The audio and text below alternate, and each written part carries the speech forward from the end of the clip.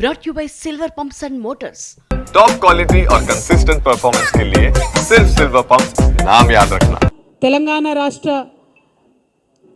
ఏర్పాటులో ఏమాత్రం భాగస్వామ్యం లేనటువంటి అనేక అంశాలను ముఖ్యమంత్రి గారు ప్రతిపాదిస్తున్నారు. కానీ తెలంగాణ రాష్ట్రం యొక్క నీళ్లు తరలించుకొని పోతూ ఉంటే మాట్లాడలేనటువంటి పరిస్థితి ముఖ్యమంత్రిది ఉన్నది.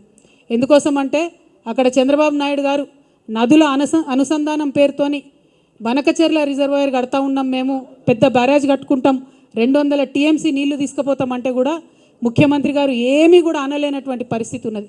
ఎందుకోసం ఇంత వీక్నెస్ ఉన్నది మీకు? ఎందుకు ఇంత అసక్తత ఉన్నది?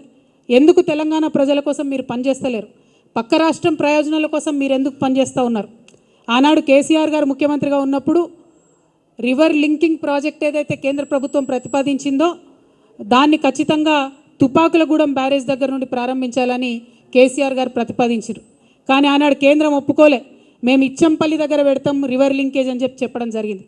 మరి ఇవాళ ఏ మీటింగ్ కాలేదు, ఏ అపెక్స్ కౌన్సిల్ కలవలేదు, కేంద్ర ప్రభుత్వం రాష్ట్ర ప్రభుత్వంతో చర్చలు జరపలేదు. కేవలం చంద్రబాబు నాయుడు గారి డైరెక్షన్లో ఈ రివర్ లింకేజ్ ప్రాజెక్టు పాయింట్ పోలవరంకి తీసుకొని వెళ్ళడం జరిగింది. పోలవరం నుండి 200 టీఎంసీ గోదావరి నీళ్లను మొత్తం కూడా తీసుకెళ్ళిపోతున్నారు.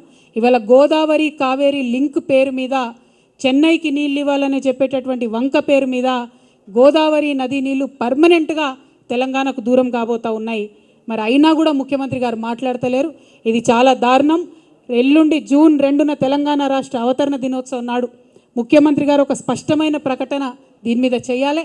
అపెక్స్ కమిటీ మీటింగ్ ఇమీడియట్గా పిలవాలని చెప్పి డిమాండ్ చేయాలి. మనకేదైతే 200 టీఎంసీలు నీళ్ళు నష్టపోతామో మన నీళ్ళ మీద మనకు వాటా కావాలని చెప్పి ముఖ్యమంత్రి గారు డిమాండ్ చేయాలని నేను కోరుతా ఉన్నాను. కేసీఆర్ గారు కాళేశ్వరం ప్రాజెక్ట్ ఎందుకోసం కట్టిండ్రు? ఈ 200 టీఎంసీల హక్కు మనకు తెలంగాణకు ఉండాలని చెప్పి వారు కట్టిండ్రు.